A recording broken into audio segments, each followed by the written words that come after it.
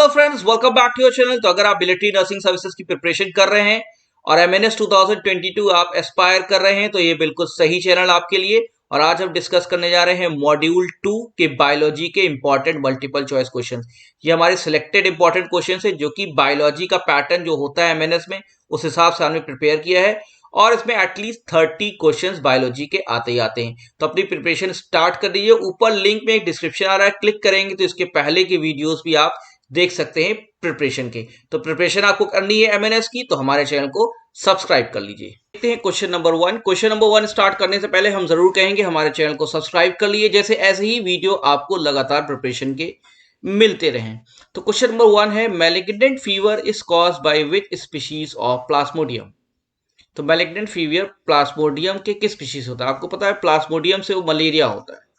ठीक है, अब मलेरिया में भी कई फॉर्म्स हैं। प्लाज्मोडियम ओवेल स्पीशीज है, फाल्सिपरम है, मलेरिया है, वाइवैक्स है। अब से पूछा गया है मैलिग्नेंट फीवर जो फॉर्म है प्लाज्मोडियम से जो होता है वो किससे होता है? ओवेल से होता है कि फाल्सिपरम से होता है, मलेरिया से होता है कि वाइवैक्स से होता है?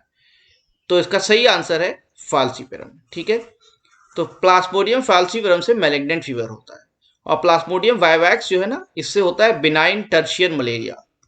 ठीक है, तो ये कुछ इंपॉर्टेंट मलेरिया है। तो बिनाइन टर्शियन होता है प्लाज्मोडियम वाइवैक्स से और मैलिग्नेंट फीवर होता है मलेरिया का, वो प्लाज्मोडियम फाल्सिपरम से होता है। आइए देखते हैं नेक्स्ट क्वेश्चन। क्वेश्चन नंबर 2 कह रहा है, what will happen to the adult human body if the spleen is removed. तो कह रहा है अगर ह्यूमन से स्प्लीन हटा दिया जाए तो क्या होगा? Filtration of dead RBC is not possible, WC का प्रोडक्शन लोअर हो जाएगा, एंटीबॉडी का प्रोडक्शन लोअर हो जाएगा कि आरबीसी का प्रोडक्शन लोअर हो जाएगा। तो आपको पता है जो स्प्लीन होता है, स्प्लीन को क्या कहते हैं? ग्रेवयार्ड ऑफ आरबीसी कहते हैं ना, ग्रेवयार्ड ऑफ आरबीसी कहते हैं। ठीक है, तो इसका सही आंसर क्या होगा? जहां पे आरबीसी आके स्टोर हो रही है डेड, तो डेड आरबीसी वाला ऑप्शन सही है। Filtration of dead RBC will be not possible. तो स्प्लीन हटाने से फिल्ट्रेशन ऑफ डेड आरबीसी नहीं पॉसिबल है। ठीक है, ये है इसका सही answer, option number A. Question number 3 देखते हैं। क्वेश्चन नंबर 3 कह रहा है, urea is produced in the body of man in. तो यूरिया जो होता है ह्यूमन बॉडी में कहाँ प्रोड्यूस होता है? ब्लड में होता है, लीवर में होता है, प्लाज्मा में होता है, किडनी में होता है? सही आंसर इसका क्या है? इसका सही आंसर है यूरिया प्रोड्यूस होता है लीवर में। और कैसे होता है? यूरिया साइकिल होती है ना, तो यूरिया साइकिल के थ्रू यूरिया प्रोड्यूस होता है लीवर में। ठीक है, आइए चलते हैं नेक्स्ट क्वेश्चन की तरफ। Question number 4। क्वेश्चन नंबर 4 कह रहा है कि water balance in fresh water protozoans is maintained by. तो फ्रेश वाटर प्रोटोजोअन्स जो होते हैं इनमें वाटर बैलेंस कौन मेंटेन करता है? Contractile vacuoles, nucleus, food vacuoles की डिफ्यूजन? क्या प्रोसेस होता है? देखिए इसका सही आंसर है कॉन्ट्रैक्टाइल वैक्यूल्स। होता क्या है कि इसमें जो वाटर बैलेंस मेंटेन होता है उस प्रोसेस को कहते हैं ऑस्मो रेगुलेशन। तो हम प्रोसेस में समझाते भी रहते हैं आपको, क्वेश्चन सिर्फ आंसर नहीं बताते। ठीक है, तो ऑस्मो रेगुलेशन होता है। तो ऑस्मो रेगुलेशन में क्या होता है, जैसे कोई कॉन्ट्रैक्टाइल वैक्यूल है तो ये पानी जो है खींचता रहता है कॉन्ट्रैक्टाइल वैक्यूल, और उसके बाद सरफेस पे जाके रप्चर कर जाता है। तो रप्चर करने से टूट जाता है तो पानी बाहर निकल जाता है। तो एक्सेस ऑफ वाटर ये खींचता रहता है और सरफेस पे जाके ये रप्चर कर जाता है और इस प्रोसेस को हम कहते हैं ऑस्मो रेगुलेशन। तो पानी का रेगुलेशन हो रहा है और वो करता है काम कॉन्ट्रैक्टाइल वैक्यूल्स। ठीक है, आइए देखते हैं क्वेश्चन नंबर 5। तो different different type of questions हैं। ठीक है, सभी इंपॉर्टेंट क्वेश्चंस हैं। तो इजी क्वेश्चन तो आते हैं लेकिन टेक्निकल आते हैं थोड़ा सा। तो a doctor noticed that a patient is पेल। अब डॉक्टर क्या देखा कि पेशेंट पेल है। पेल है मतलब थोड़ा येलोइश है, रेडिनेस कम है, and is losing the weight और टायर्ड है physically. What is his cause? तो क्या कॉज हो सकता है? देखिए इस पे सिम्टम देखिए, तो पेलनेस है, ठीक है, वेट भी कम हो रहा है और टायर्डनेस भी है। तो ये सिम्टम्स किसके हो सकते हैं? अब किस चीज डेफिशिएंसी हो सकती है? डेफिशिएंसी ऑफ विटामिन डी, ई की डेफिशिएंसी ऑफ विटामिन सी की B12 की सभी कुछ, आयरन भी है इसमें। देखिए होता क्या है, विटामिन डी का तो बोन फॉर्मेशन में काम है तो ये ऑप्शन तो सही नहीं होगा। विटामिन सी ज्यादातर इम्यूनिटी बूस्टर है, लेकिन आयरन डेफिशिएंसी जब होती है तो एनीमिया हो सकता है और आरबीसी का प्रोडक्शन में हीमोग्लोबिन की मात्रा कम हो सकती है। तो क्या होता है, हीमोग्लोबिन कम होगा तो रेडनेस कम होगी, पेलनेस हो सकती है और आयरन डेफिशिएंसी से एनीमिया भी हो सकता है। B12 से भी पेर्निशियस एनीमिया होता है तो उसमें टायर्डनेस फील होती है। ठीक है, तो पेल है, टायर्डनेस है, लूज वेट कर रहा है, तो इसके लिए बेस्ट पॉसिबल आंसर है iron deficiency and vitamin B12। Vitamin B12 क्या कहते हैं? साइनाकोबालामिन, है ना, साइनाकोबालामिन भी कहते हैं। तो इसको भी याद कर लीजिए, कई क्वेश्चन एक साथ तैयार होते रहते हैं। साइनाकोबालामिन। आइए चलते हैं क्वेश्चन नंबर 6 की तरफ। अलग टाइप का क्वेश्चन है कि विच of the following is non biodegradable. Non biodegradable मतलब अपने आप डिग्रेड नहीं करेगा, अपने आप डिग्रेड कर जाए बायोलॉजिकल एनवायरनमेंट, उसको कहते हैं बायोडिग्रेडेबल। ठीक है, तो डिटर्जेंट है, मिल्क है, लेदर है, एक्शेल। इसका सही आंसर क्या है? डिटर्जेंट। ओके, आइए चलते हैं नेक्स्ट क्वेश्चन तरफ। Question number 7। क्वेश्चन नंबर 7 कह रहा है lipids are important dietary constituents. तो आपको पता है बैलेंस डाइट में सब चीजें होनी चाहिए। ठीक है, protein, carbohydrates, lipids, vitamin, minerals होने चाहिए। तो लिपिड्स को क्यों होना जरूरी है डाइटरी कॉन्स्टिट्यूएंट में? क्योंकि क्या वो एसेंशियल फैटी एसिड है, फैट सॉल्युबल विटामिन है, हाई एनर्जी वॉल्यूम है, कि ऑल ऑफ द अबव है? ठीक है, तो ये ऑप्शन भी सही है, essential fatty acid, fat soluble, energy volume. तो ऑल ऑफ द अबव इसका सही आंसर है। नंबर 8 देखिए, क्विनीन इज ऑब्टेन्ड फ्रॉम। तो क्विनीन क्या है? Anti malarial drug quinine. ठीक है, कहां से मिलती है वो? Stigma of crocus, bark of cinchona, roots of rauwolfia serpentina, की नन ऑफ दीज। सही आंसर इसका सिंचोना ऑफिशिनालिस से, उसके बार्क से क्या मिलती है? क्विनीन मिलती है, और ये एंटी मलेरियल ड्रग की तरह यूज होती है। क्वेश्चन नंबर 9 देखिए, the protein part of an enzyme is termed as. क्या कहते हैं प्रोटीन पार्ट को? एपोएंजाइम, प्रोस्थेटिक ग्रुप, राइबोजाइम, की होलो एंजाइम। देखिए, प्रोटीन में दो पार्ट होता है। प्रोटीन मतलब एंजाइम में दो पार्ट होता है, एक प्रोटीन पार्ट होगा और दूसरा होगा नॉन प्रोटीन पार्ट। तो दोनों साथ में अटैच रहते हैं। ठीक है, दोनों ही जुड़े रहते हैं। ठीक है, तो इसका जो प्रोटीन पार्ट है वो कहलाता है आपका एपोएंजाइम। क्या कहलाता है? एपोएंजाइम। और जो नॉन प्रोटीन पार्ट होता है वो कहलाता है आपका प्रोस्थेटिक ग्रुप।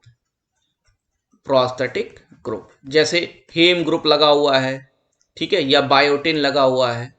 ठीक है, तो हेम, बायोटिन, ये सब क्या है? प्रोस्थेटिक ग्रुप है, जो कि नॉन प्रोटीन पार्ट है एंजाइम। तो प्रोटीन पार्ट क्या होता है? Apo enzyme. तो सही आंसर क्या होगा? Apo enzyme. क्वेश्चन नंबर 10 देखिए, what is the wheat. Wheat क्या है? वीट क्या होता है? डिजीज जो कॉज करता है प्लांट को, मतलब कोई ऐसा पैथोजन है। प्रोटीन पार्ट ऑफ प्लांट है, कि अनवांटेड प्लांट है, कि नॉन ऑफ दीज। देखिए, वीट क्या होता है? प्लांट ही होता है, लेकिन प्लांट जो है क्रॉप्स के साथ ग्रो करता है और उसको नुकसान पहुंचा सकता है। तो अनवांटेड है, unwanted plant that grow along with the crops, ये होते हैं वीट। ठीक है, तो ये भी प्लांट होते हैं लेकिन अनवांटेड होते हैं। ठीक है, क्वेश्चन नंबर 11 देखिए, द सेल मेम्ब्रेन की बात आ रही है। सेल बायोलॉजी क्वेश्चन बहुत आते हैं।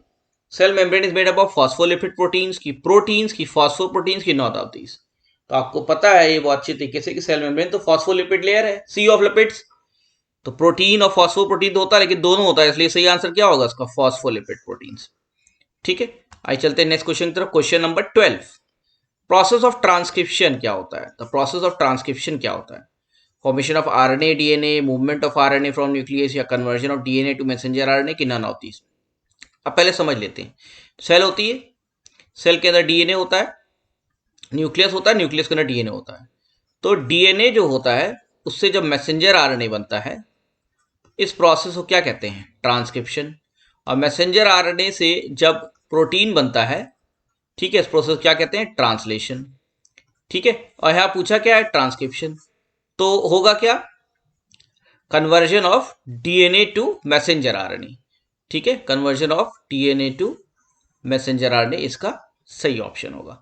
ठीक है, और डीएनए से डीएनए जब बनता है तो क्या होता है? उसे कहते हैं रेप्लिकेशन। तो डीएनए से डीएनए बने रेप्लिकेशन, डीएनए से मैसेंजर आरएनए बने ट्रांसक्रिप्शन, और मैसेंजर आरएनए से प्रोटीन बने ट्रांसलेशन। और एक कंप्लीट प्रोसेस को क्या कहते हैं?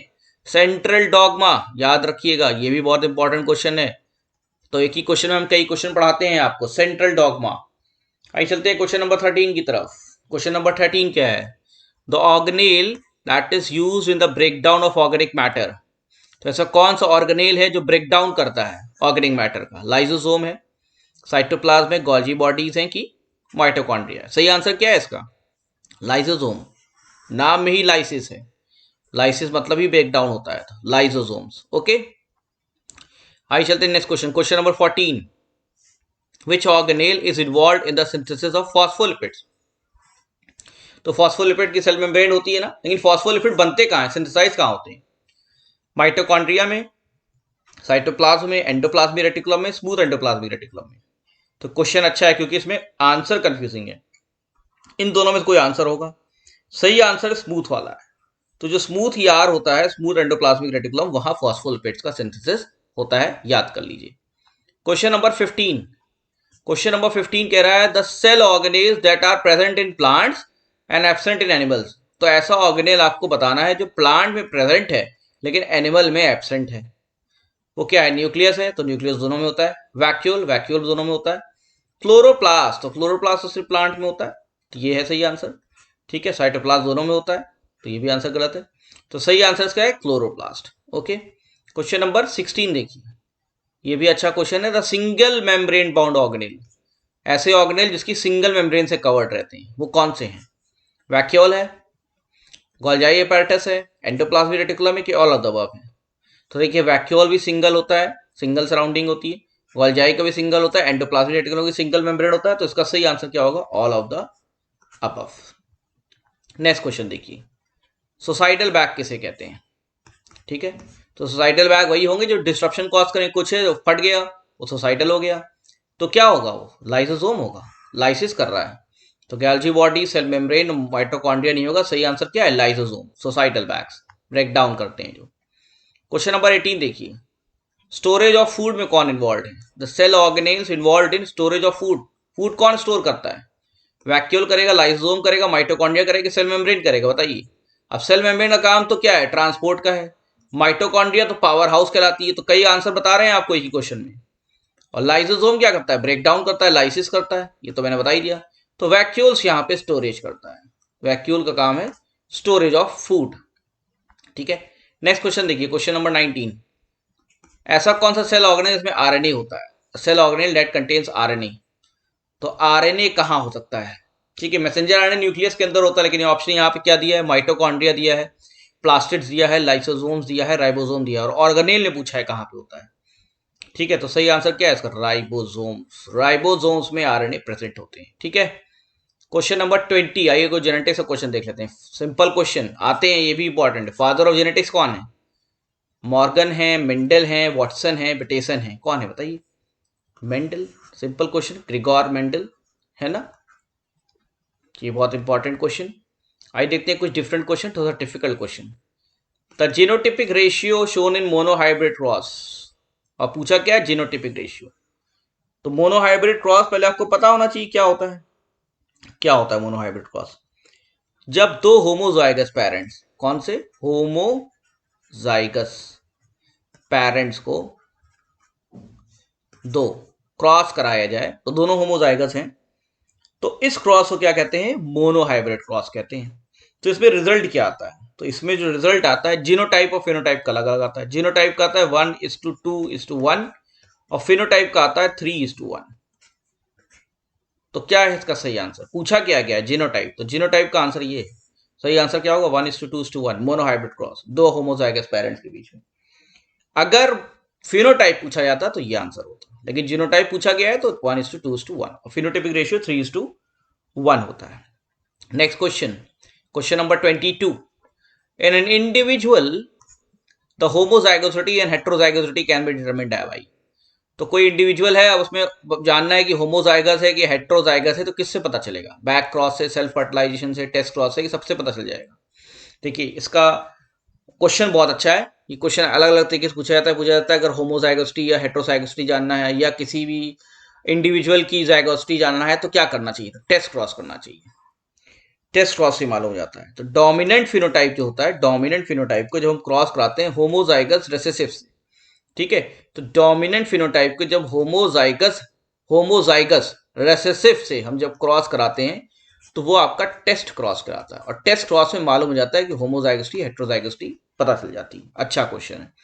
Question number 23। Mendel used P plant, PEA, Pisum sativum, क्यों यूज किया था? क्योंकि वो सस्ते थे, चीप थे, क्योंकि अंदर कॉन्ट्रास्टिंग कैरेक्टर्स थे, कि अवेलेबल थे इसलिए, कि ऑल आउट अब? सही आंसर, इसका एग्जैक्ट आंसर वो है क्योंकि इनके अंदर कैरेक्टर्स कॉन्ट्रास्टिंग थे, इस वजह से उन्होंने pea plant Pisum sativum use किया था। What are alleles? Question number 24। Alleles क्या होते हैं? What are alleles? Alternate form of genes होते हैं, लिंक्ड जीन्स हैं। लिंक्ड जीन्स का फिनोमेनन पता है, लिंकेज। लिंकेज का कॉन्सेप्ट किसने दिया था? मॉर्गन ने, है ना, मॉर्गन। याद रखिए, कई क्वेश्चन एक क्वेश्चन बता रहे हैं, ठीक है। Chromosome that had crossed over, तो वो क्रॉसओवर वाला कहलाता है, वो तो अलग चीज होगी। Homologous chromosome. सही आंसर इसका है अल्टरनेट फॉर्म ऑफ जीन्स जो है एलील्स कहलाती हैं, ठीक है, अल्टरनेट फॉर्म ऑफ जीन्स। उसमें रिसेसिव, डोमिनेंट, ये सब चीजें होती हैं। Question number 25, the activity of one gene is suppressed, देखिए सप्रेस को याद कर लीजिए, suppressed by activity of a non allelic gene. एक जीन से दूसरी जीन सप्रेस हो गई, इस प्रोसेस को क्या कहते हैं? सूडो डोमिनेंस कहते हैं, एपोस्टेसिस कहते हैं, एपिस्टेसिस कहते हैं, इनकम्प्लीट डोमिनेंस। तो सप्रेशन हो गया है, इसलिए इसे कहते हैं एपिस्टेसिस। ओके, डिजीज की बात आती है। सिस्टिस फाइब्रोसिस क्या है? सेक्स लिंक्ड रिसेसिव डिसऑर्डर है कि ऑटोसोमल डोमिनेंट है कि ऑटोसोमल रिसेसिव है कि सेक्स लिंक्ड डोमिनेंट है? तो पहले तो जान लीजिए ऑटोसोमल है, तो इन दोनों में कोई ऑप्शन होगा, और है वो रिसेसिव। तो सही आंसर क्या है? Option number 3, autosomal recessive disorder है सिस्टिस फाइब्रोसिस। क्वेश्चन नंबर 27, अच्छा क्वेश्चन है ये, बहुत बार पूछा जाता है। All the possible combinations of male and female gametes, तो गैमीट्स आप कैलकुलेट करते हैं ना, एक्स एक्स या एक्स वाई, जो भी कॉम्बिनेशन आप क्रॉस बनाते हैं, इसके सारे कॉम्बिनेशन जानने हैं क्या बन सकते हैं, तो कैसे कैलकुलेट करेंगे? बटेसन स्क्वायर से, मेंडल स्क्वायर से, पुनेट स्क्वायर से, कि मेंडल क्यूब से? तो ये क्रॉस का जो आपका बनता है ना, ठीक है, गैमीट्स वाला, एक्स एक्स एक्स सी एक्स वाई करके, इस स्क्वायर का कहते हैं पुनेट स्क्वायर। तो सही के आंसर क्या है इसका? Punnett square is the right answer. इससे सारे पॉसिबल कॉम्बिनेशन गैमीट्स के मालूम हो जाते हैं। Question number 28, reflex actions are controlled है। तो रिफ्लेक्स मतलब कोई भी रिस्पॉन्स आया, आपने तुरंत उसको रिस्पॉन्स दे दिया पलट के कि आपको क्या करना है, ठीक है। रिफ्लेक्स मतलब आपको पता है, जैसे गर्म दूध की प्याली रखी हुई है, तो आपने तुरंत, आपको पता है, छुआ और आपने हाथ हटा दिया, ये आपका रिफ्लेक्स एक्शन था। तो ये कौन कंट्रोल करता है? सेल्स, स्पाइनल कॉर्ड, ब्रेन की नर्व्स? इसको समझ लिए, सही आंसर इसका स्पाइनल कॉर्ड है। तो देखिए, जब भी कोई इंस्ट्रक्शन आता है तो पहले जो ब्रेन रिस्पॉन्ड करता है वो करता है हाइपोथैलेमस से, ये भी आप समझ लीजिए आज, ठीक है। लेकिन जब वो नए नई इंफॉर्मेशन पे होता है, लेकिन जब इंफॉर्मेशन आपको पता है, जैसे आप गाड़ी चलाते हैं या आप साइकिल चलाते हैं, तो आपको पता है, तो वो इंफॉर्मेशन जो है स्टोर रहती है स्पाइनल कॉर्ड में। तो रिफ्लेक्स एक्शन जो होता है वो स्पाइनल कॉर्ड से चलता है, ठीक है। Question number 29, in which of the following organelles does photosynthesis take place? किस ऑर्गेनेल में फोटोसिंथेसिस होता है? तो ये तो आसान क्वेश्चन होगा आपके लिए। फोटोसिंथेसिस मतलब क्लोरोप्लास्ट, सही answer option number B, chloroplast, ठीक है। लास्ट क्वेश्चन देखिए, question number 30, ptyalin is an enzyme produced by, ptyalin enzyme है, डाइजेस्टिव एंजाइम है, कहाँ प्रोड्यूस होती है? सलाइवरी में, पिट्यूटरी में, थायराइड में, कि पैंक्रियाज में? सही आंसर क्या है? टाइलिन, याद रखिएगा, सलाइवरी ग्लैंड आपके सलाइवा में रहती है, ठीक है। डाइजेशन शुरू हो जाता है मुंह से ही, सलाइवरी ग्लैंड। तो फ्रेंड्स, हमारे थे आज ही क्वेश्चन। हमारा कोशिश ये रहता है कि हम क्वेश्चंस को एक्सप्लेन भी करें, खाली क्वेश्चंस बताएं ना, इसलिए हम अलग अलग टाइप के क्वेश्चंस बनाते हैं हर एग्जामिनेशन के लिए। तो सब्सक्राइब कर लिए हमारे चैनल को, बने रहिए, और हम आपको ऐसी वीडियो देते रहेंगे। Thank you very much and best.